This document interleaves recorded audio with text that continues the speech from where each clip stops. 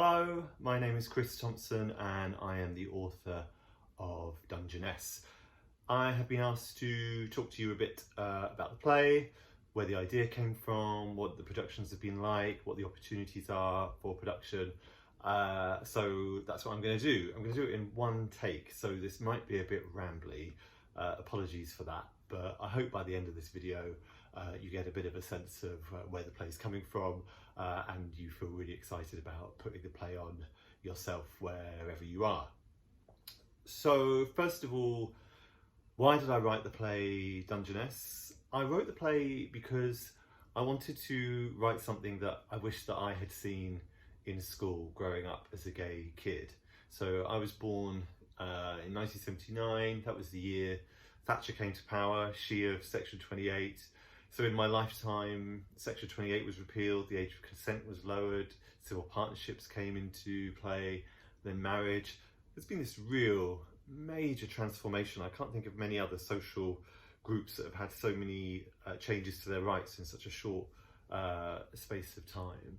And growing up in school, back then, there was just nothing. There was just no gay people, queer representation. You just didn't see anything. And I always used to wish that just for 10 seconds, anyone that was queer would just like flash green, so I knew. And there's a phone beeping there, sorry, I'll leave it. There was just absolutely nothing. And even on TV, you know, there really wasn't that much. So in school, there was just an absolute absence and erasure. There was an erasure of gay life, even though you heard about it, you know, whispers that gay people existed. So I know just for me personally that my school experience would have been very different had I just had some representation, had I just seen some queer stories. We already know from, there's been so many productions of Dungeness now, each one of them is, you know, it's totally unique and amazing, but we just know that the importance and the power of putting that story on in a school or a youth setting, even now in 2020. I think we think a lot of things have changed, and there's definitely been a lot of improvements for LGBT plus people in terms of laws and rights. There's still a long way to go, but there has been these changes, and yet we see the rates of depression, suicide, self-harm in queer kids disproportionately higher. So even though there's more representation, we do see more stories on TV, there's the internet now, there's kind of more access, there is positive representations. If you still compare that or offset that with the statistics around mental health outcomes for LGBT kids, then there's a gap. And I really hope Dungeness goes in some way to addressing that gap. If you are doing Dungeness in your school or youth setting, first thing I would say is you don't need a choir. Ignore what it says on whatever page it says you need a choir. I've seen many great productions of this play where you don't need that. You need to create this kind of amazing kind of feel of a pride march at the end, but there's been some brilliant imaginative solutions to that. Other groups have formed their own kind of mini Dungeness choir, which is also really good. So ignore what I've written about needing a choir. You don't. If you want to do something like that, that's great. I even think just like having this book in your shelves in schools or youth setting, it just sends such an important message. It just sends this really powerful sense of gay people, queer kids being visible and being seen. And you can't put a high price on that. Like that is just, you can't put a high enough price on that, I should say. It's so important to do that, for these kids to be seen and to have a story in which they tell themselves. I've also had groups ask me questions about if you've got a group that, like, obviously you don't know the gender identity and sexuality of everyone taking part, but we've had groups that have been a bit nervous or cautious about it because they've all identified as straight in the cast. Bring it on. Like, that doesn't prevent you from doing this play either. there's a collaboration between me and then you. So you know, there's gay authorship in that, in the voice of the script, and then you know, there's you interpreting and using drama and storytelling to empathize and understand other people. So obviously, like, you're not going to go around asking people's sexuality or gender identity as part of the audition process, but you you know, if people are all straight and explicitly so, then bring it on, don't worry about that. So if you are putting the play on, I think there's definitely some challenges around the fact that it is it's all in one scene, like it's one take, as it were. So it starts at the beginning, 45 minutes, same location, no break, about an hour, I think, and that can be very, very difficult to maintain the pace. I think sometimes the gap that people fall down is that they try and keep the pace up here all the time. Within the play, there's quite a few monologues where people kind of step forward and do it. I considered it like an aria in opera, where people would just step forward and kind of give a bit more information about their story or their character. So don't be afraid with the pacing of this play to keep that energy high, to keep it really, really going. But then also in those moments, when people come forward, you know, there is space in this play for moments of stillness, moments of real tenderness. And I think it's just important to give those moments time to breathe, but be really in control of the pace when you get back up, so you can hit it again. If you read the script, I think you'll find there's several moments that are kind of like getting to points. Like if you can considering them as like mini arcs. I should probably go that way, shouldn't I? That way, I don't know. Whatever way you're doing it.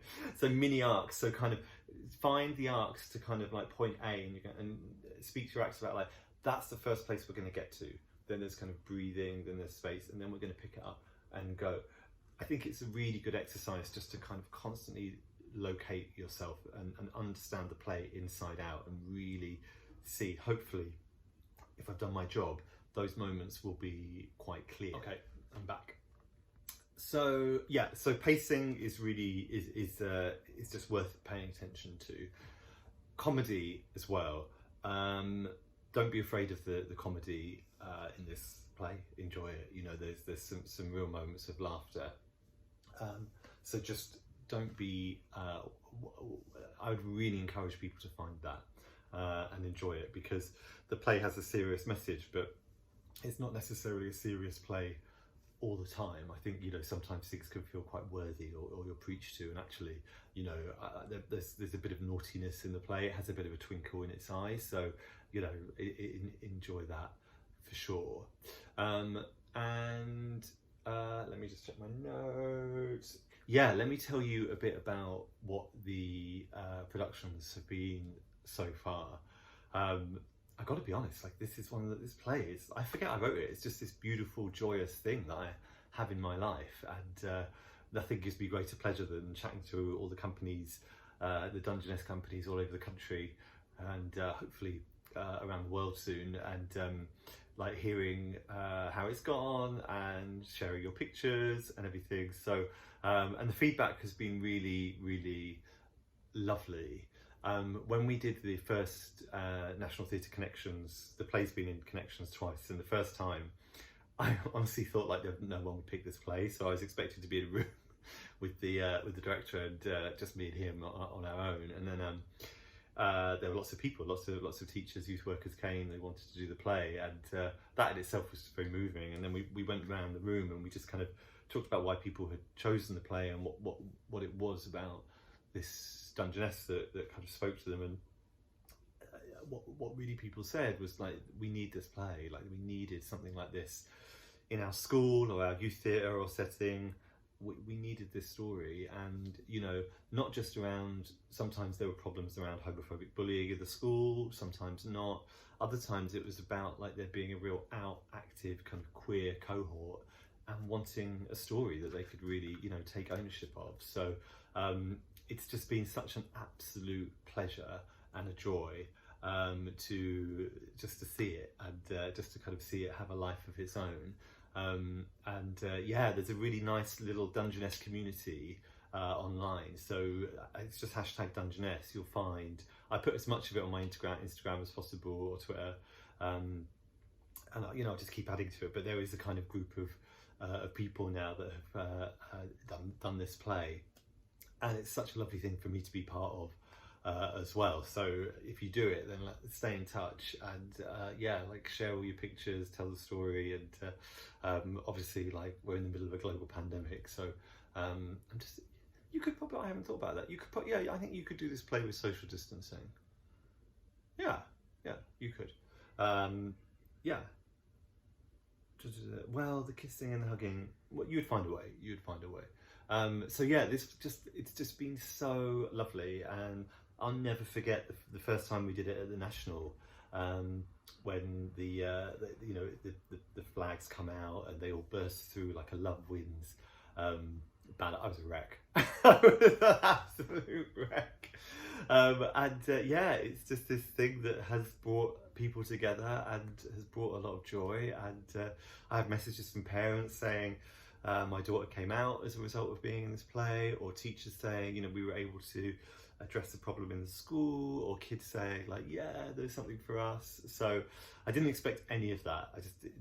All of that has just been this really wonderful, joyful bonus, and I'm really grateful as well. So I'm always really touched and moved when people say they want to do the play. A few people have talked about the challenges around kind of getting through kind of headmasters, mistresses, governors and all that kind of stuff, but you'd be surprised the groups that have done this play. You'd be surprised. So there is definitely a way to do it. And I think that's it. What more can I say? Let me just look at my notes. In the playtext, I've written an introduction from me, which talks about a bit of self-love and how that's really useful. And then there's an interview with me and the director Audrey Sheffield about the opportunities and challenges of staging the play. Let me see if there's anything in here that might be useful for me to say now. The most important themes are commemoration, protest, self-acceptance, love. What if you don't have a choir? I think we've done that. I do talk a bit about a duty of care to students in this play, depending on your environment and kind of how this play might be received. Just to be really careful around, expectations about people having to come out or not, which of course there's none. And also just about, like, if you're doing this play for a bit of activism to kind of, start a conversation, just to make sure that conversation in the school is safe. I remember being, before this I was a social worker, before writing, and a part of my time as a social worker I was working in kind of teaching sex education in schools, and I was really shocked when I first started around how LGBT issues were discussed, and they were done in terms of a debate, and this notion of, like, you would sit and a class would just debate about what you think about homosexuality, in a way that I don't think we would probably debate around race or gender or disability, other protected characteristics. But there is this notion of, like, the debate around LGBT is acceptable. Now, we don't want to get into censorship, but also I would warn the dangers or the impact on what it feels like to be a young gay kid in a group hearing your identity debated. And I think that debate can, the fact that there's a debate could also be almost as harmful as kind of homophobic bullying itself. So I do think, depending on the circumstances of the environment, it'd be really worth just having to think about how you keep everyone safe and, and make sure everyone is having a really good experience from this. Don't let that kind of thorny complexity that you might be dealing with put you off. I think that is the biggest reason to do it. And don't be risk averse, get in there, and if you feel there's a need for this play, do it. Loud, proud, no apology, but just check in with queer students and making sure that it's a positive experience for everyone. What else have I written here? Any tips on maintaining momentum? I think I've done that. No choir. Can you give 3 important thoughts about this play? Okay, so yeah, don't overthink it. Focus on the character and the story. I don't think this play benefits from bells and whistles and directorial flourishes. Sorry, I don't. I think this is a realistic play, even though there's someone dressed as Ronald McDonald. And I think really, you know, time in rehearsals is best spent on character and story. And anything kind of around that, I think just be careful. I've seen some really wonderful attempts where some directorial flourishes have kind of taken away from what your actors and what the kids are trying to do. So I would just watch that. Always put yourself in the position of the audience. So what are you making them watch right now? Is every moment about character or story, or both, obviously? But you know, any dead space, really think about why that's there. And don't be afraid of the joy and the absurd humour. There's a twinkle in the play's eye, but it is sincere.